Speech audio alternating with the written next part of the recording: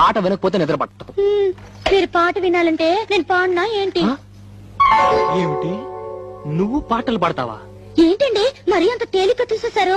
మా ఆశ్రమంలో ఫంక్షన్లు జరుగుతున్నప్పుడు పెద్ద పెద్ద వాళ్ళు వచ్చినప్పుడు నా చేత పాటలు పాడించేవారు.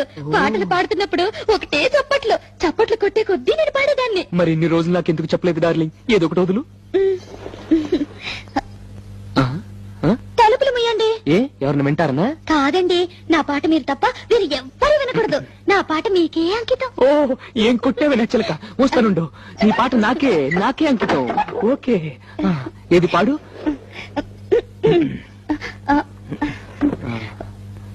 అబ్బా, మీరు నా మొహం అంక చూడకండి, నాకు సిగ్గేస్తుంది. నీ మొహం చూడకుండా ఇంకేం చూడమంటావే?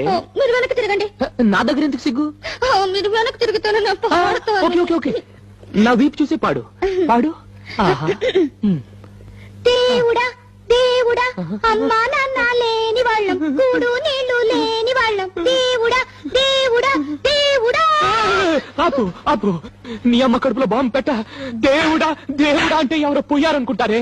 ఇది పాట కాదు, పాట కాదే, చౌకేకలు చౌకేకలు. నాయనమ్మా నాయనమ్మా, నిజంగా నా పాట బాగలేదండి. దేవుడా. పాట వినకపోతే నిద్ర పట్టదు.